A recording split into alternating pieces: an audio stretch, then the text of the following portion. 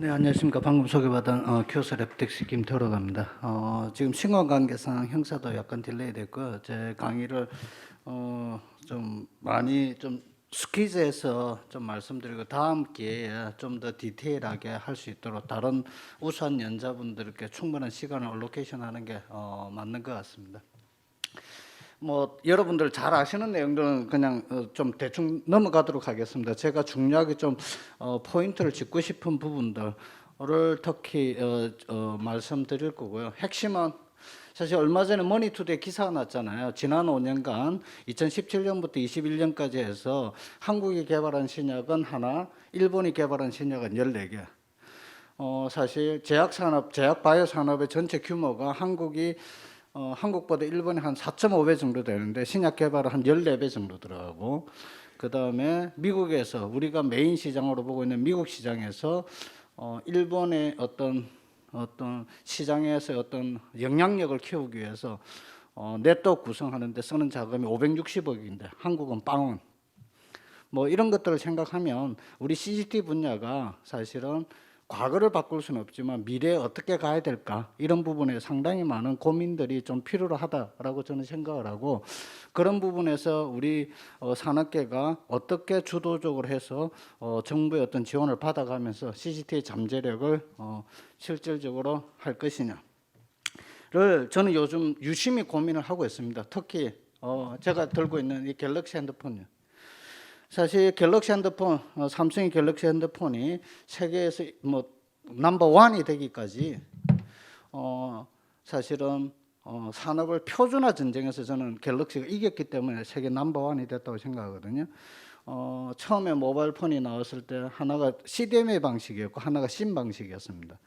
CDMA 방식을 삼성이 글로벌 표준으로 잡으면서 심 방식에 했던 노키아라든지 이런 회사들이 다 사실 무너졌습니다. CGT 분야도 결국은 누가 지금 표준화하느냐. 지금 제조 말씀하셨는데 박소라 이사장님께서 사실은 인더스트리얼라이제이션을 위한 표준화 전쟁이지 이게 세라피 디벨롭의 전쟁은 저는 아니라고 보고 있습니다. 그런 부분에서 우리가 사실은 좀 고민들이 돼야 되지 않을까 싶고요. 뭐 세라피가 뭔지 넘어가도록 하겠습니다. 이게 뭐 얼마나 개발되고 있는지도 넘어가고요. 과거 데이터들이니까 제가 이게 뭐 2019년도에 그 임상사업진흥재단에서 발표해 달라고 해서 발표했던 자료들을 좀 가지고 왔던 거고요. 모디파이를 안 했습니다. 이런 거 다 넘어가도록 하겠습니다. 사실 항체가 처음에 사실 임상에 쓰인 게 1986년입니다. 그리고 항체 치료제가 암에 쓰이기 처음 쓰인 게 허가받은 게 1997년이에요. 그리고 항체 치료제 시장이 산업화돼서 지금 전 세계에서 수십억, 수백억 불의 시장을 형성하는데 시간이 20년도 안 걸렸습니다. 그런데 사실 저희들 CGT 분야를 보시면 카티의 컨셉이 나온 게 1989년이고요. 카티 치료제가 처음에 이제 허가받은 게 2017년입니다. 그런데도 아직까지 인더스트리얼라이제이션에 대한 부분이 요원한 상황입니다. 이런 부분들은 매뉴팩처링의 문제, 지금은 기술 개발의 문제가 아니라는 거고요. 그런 부분에 대해서 상당히 우리가 심도 깊은 고민이 좀 있어야 될 것 같다. 제가 이걸 사실 저희 회사 연구팀에다가 숙제로 줬습니다. 8월 말까지 제출하라고요. 뭐냐면 사실 여기 계신 분들 저희 회사만 하더라도 사실 실제로 처음에 디스커버리부터 시작해서 약을 최종 엔드포인트 허가를 받아보는 경험을 가지고 있는 사람 저희 회사 딱 2명밖에 없습니다. 딱 2명밖에 없고 나머지 분들은 전부 사실은 약을 허가기관으로서 허가를 받아본 적이 한 번도 없어요.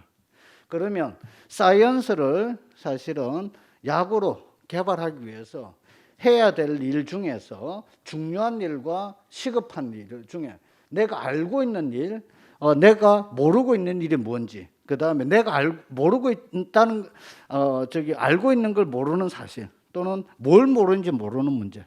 즉 뭐냐면 약을 개발하기 위해서 해야 될 일, 중요한 일, 뭐냐? 우리 연구원들한테 물어보면 첫 번째 효능평가, 두 번째 안전성 테스트. 그 외에 몰라요. 그 2가지 일이 아니거든요. 저게 리스트 100가지를 제가 작성해라 그랬어요. 그 다음 팀한테 또 100가지를 시키고 그 다음 팀한테 또 100가지를 시킬 거예요. 우리가 약을 사실은 제가 외부 강연할 때 보여주는 실화 영상이 있는데 당신의 사이언스는 다른 경쟁자보다 1광년이나 앞서 있다. 그런데 당신 실제로 약을 개발해 본 경험이 없지 않느냐. 그러면 무슨 일을 해야 되느냐에 대한 것들을 질문을 해요. 그런 부분인 거죠, 사실. 지금 엊그제 지난주인가 사실 맥킨지에서 차움 쪽에서 발표할 때 처음에서 한 이야기, CGT 분야의 메인 챌린지 세 가지 이야기했어요. 하나는 효능, 하나는 세이프티, 나머지 하나는 사실은 뭐냐? 매뉴팩처링. 다음 슬라이드에서 그대로 나옵니다. 셀제네틱 시럽 개발하는 데 있어서 가장 큰 문제가 뭐냐? 이게 보시면 임상 3상에서 보시면 여기 나와 있습니다. 이슈가 뭐냐? 첫 번째 CMC, 항체 분야가 다르게. 두 번째 에피커시, 세 번째 세이프티입니다. 자, CMC 분야에 사실 앞으로 생산이 표준화되어 있지 못하기 때문에 생산이 상당히 소피스티케이트고 생산이 표준화되면 공정도 변화할 것이고 공정에 들어간 시스템도 바뀔 겁니다. 그럴 때 컴패러빌리티를 감안하면서 CMC에 대한 부분들을 정리를 해야 되고 그런 부분에 대한 것들이 잘 정리되지 못하면서 상당히 지금 미국의 FDA나 유럽의 EMA에서 CMC 파트가 태클이 걸리고 있습니다. 그리고 기업들도 사실 다시 거꾸로 가서 다시 임상을 하는 문제는 여러 가지 문제가 있거든요. 그래서 저런 부분들에 대해서 심각하게 사실은 고민을 하면서 첫 번째 휴먼 트라이얼들의 사실은 고민들이 있어야 된다. 그러면 이 세 가지 포인트적인 관점에서 CMC 분야, 그다음 효능 분야, 안전성 분야, 나머지 이제 분야들도 몇 가지가 있는데 그런 것들을 과연 어떤 걸 고민? 많은 분들이 여기 계신 분들이 사이언스 PhD시죠. 저는 과학자가 아닙니다. 저는 비즈니스맨이에요. 비즈니스맨이 과학자들과 이야기하면서 여러 가지를 지금 여러분들한테 많이 듣는 이야기, 많이 나누는 이야기를 보면 바이올로지컬 프로퍼티에 관련된 이야기, 그다음에 뭐냐면 얼마나 약효의 지속 승인을 갈 것이냐, 그런 거죠. 예를 들면 이게 다른 말로 하면 스몰 모레큐ལ 항체로 가면 무슨 말이냐, 롱 라스팅이 되느냐, 안 그러면 PK가 어떠냐, 아니면 키네틱스가 어떠냐, 이런 문제로 해석이 되는 문제거든요. 그런 것들을 지금 우리 분야는 대부분이 말씀드리면 바이올로지스트 주도의 약 개발입니다. 그렇지만 스몰 모레큐ལ 항체로 가면 파마콜로지스트, 파마코키네틱스 하시는 분들, 그다음에 케미스트 하시는 분들, 다른 관점, 이미 약을 개발하는데 그런 관점의 분들이 많이 여기에 관여가 돼야지 되거든요. 근데 그런 것들이 우리 분야에 잘 관여가 되지 않는 부분. 네. 그다음에 예를 들어서 안전성에 관련된 부분, 마크진에 관련된 많은 어떤 바이올로지적 관점의 이슈들, 사이언스들을 많이 고민을 하고 있습니다. 그런데 그다음에 사실 비임상 개발적인 관점에서 효능 평가, 안전성 평가에서 첫 번째, 사실 인비트로 스타디, 인비보 스타디 효능 평가하는 거 대부분 여러분들 그냥 인비트로 효능 평가, 인비보 효능 평가 이렇게 이야기할 겁니다. 그래서 제가 중요한 슬라이드 하나를 갖다 사실 저희 회사가 상당히 심도를 기울이고 쓰고 있는데 폴리펑셔널리티라고 하는 거예요. 셀의 사이토카인 릴리즈 프로파일링이 어떻게 되느냐에 따라서 임상의 석세스 레이트가 달라진다라는 것들이 많이 있고 사이토카인 릴리즈 프로파일링은 총합적으로 홀리스틱하게 지금 싱글셀 레벨에서 보는 게 아니라 왜 세포로 쇼팅 못하기 때문에 그런 문제들에 대해서 국내 이 장비가 사실은 이제 서비스를 할 수 있는 수준에 와 있습니다. 딱 한 곳에 이 장비가 있고 이 장비 하나를 오퍼레이션 하는데 한 번 사실은 싱글셀 레벨 프로파일링 한 키트 분석하는데 기본적으로 거의 1,000만 원 돈 들어가는 겁니다. 그러면 그런 프로파일에 대해서 잡아서 가야 되는 거고요. 두 번째, 사실 여기 박소래 이사장님께서도 계시지만 앞으로 CGT 분야에서 세포 치료제를 개발하려면 이게 너무나 중요합니다. 뭐냐? PK/PD 모델링. 아직도 사실은 약에 대해서 사실 스몰 모레큐ལ 항체 분야에서도 PK 모델링을 하지만 우리 CGT 분야에서 PK/PD 모델링을 이야기하시는 분들 사실 그렇게 보기가 쉽지가 않습니다. 그런데 외국에서는 이미 PK/PD 모델링에 관련된 이야기들을 하고 있고요. 이게 생산에 가서는 또 뭐냐, 오늘 점심시간에서도 우리 강경선 회장님 계시는 자리에서 제가 사실 점심시간에서도 이야기하면서 그랬던, 공정개발 그러면 여기 계신 분들 공정최적화 그러면 대부분 try and fail 어프로치를 하고 계세요. 근데 제가 사실 CGT 분야에서 메커니스틱 모델링을 이야기하시는 분은 아직까지 본 적이 없어요. 메커니스틱 모델링 없는 공정개발이 불가능하거든요, 실질적으로. 뭐 그런 것처럼 우리가 뭘 해야 되는지, 근데 제가 말씀드린 것처럼 이거죠. 사이언스에서 치료제로 개발하기 위해서 해야 될 일, 인더스트리얼라이저, 임상을 위한 임상이 아니라 허가를 위한 임상. 허가를 받으면 잘 팔아서 산업이 돼야 되니까 거기를 위해서 우리가 해야 될 일이 뭔가에 대한 것들을 서로가 좀 보는 경험들, 지식들을 공유하는 자리를 만들기 위해서 사실 오늘 이와 같은 자리를 만들었거든요. 그래서 그런 부분들을 사실 좀 많이 다루었으면 좋겠다라는 거고요. 그래서 뭐 여기 좀 디테일하게 뭐 제가 좀 설명을 드리고 싶은데 오늘 시간인 관계상 좀 줄이겠습니다. 뭐 그래서 카로 어프로치를 한다 그러면, 우리가 예를 들어서 카라는 게 뭐냐면, 우리가 예를 들면 캔서 세포를 죽이기 위해서 캔서 세포를 죽일 수 있는 면역 세포를 캔서 세포로 딜리버리 하는 거잖아요. 뭐 자동차, 모바일 뭐처럼. 뭐 그런 딜리버리 하는 건데, 이때 딜리버리 할 때 우리가 특성을 생각을 해야 된다. 그래서 보고서 아까 이제 PKPD 모델링에 관련된 것들을 자료를 보면 뭐냐면, 우리가 바인딩하는 어소시에이티드 되는 거와 어소시에이티드 되지 않는 것. 자, 이게 무슨 말이냐면, 다른 말로 최근에 보시면 아시겠지만 노바티스가 로도즈 카티를 개발하겠다, 론치를 하겠다 그랬잖아요. 이게 뭐냐면 도주와 디지즈 버든에 따라서 모델링을 해보고 시뮬레이션을 해보고 테스트 결과를, 임상 결과를 보면 이게 상당히 중요한 문제다라는 걸 인정했고, 그렇게 해서 이걸 산업화를 좀 더 쉽게 하기 위해서 노바티스가 노도즈 카티를 개발함에 있어서 가장 중요한 게 2000년에 사실은 파마 모델이 바이오 모델로 넘어오면서 밸류 체인이 제조자 중심의 밸류 체인에서 환자 중심의 밸류 체인으로 바뀔 것이다 했고, 그 환자 중심의 밸류 체인의 가장 중요한 게 저희 CGT 분야라고 생각합니다. 그런데 저희들이 외국에서는 지금 뭐냐면 디센트럴라이저, 또 최근에는 그 용어들이 온퓰라이제이션 이렇게 이야기되면서 밸류 체인의 이야기들을 많이 바꾸고 있는데, 근데 카티 부분에 있어서도 사이언스적으로 여러분들이 저보다 훨씬 더 많이 알 겁니다. 근데 사이언스에만 집중할 게 아니라 이게 인더스트리가 되고 허가를 받고 약이 되기 위해서는 그런 부분에 대한 고민들이 애초부터 얼리 스텝, 비기닝부터 그런 고민들이 있어야 되는 거고요. 그 다음에 지금도 항체 보고 있으면 이중 항체니 삼중 항체니 그러잖아요.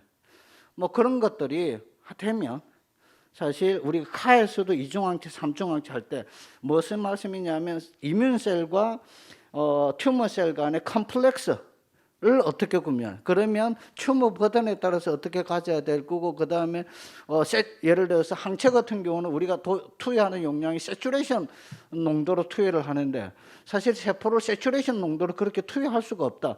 투여 안 해도 효과를 볼 수 있다는 건 뭐냐면, 면역 세포의 컨택 디펜던트 사이토톡시시티와 난 컨택 디펜던트 사이토톡시시티 뭐 이런 문제까지 고민하면서 사실 개발을 해야 되지 않을까라는 생각을 하고요. 어찌 됐든 지금 박사로 교수님께서 임상 연구에서 안전성 이야기를 하셨는데, 가장 보수적으로 안전성에 대한 문제를 가져가야 되는 건 기정사실입니다. 사람의 생명이 훨씬 더 중요하니까.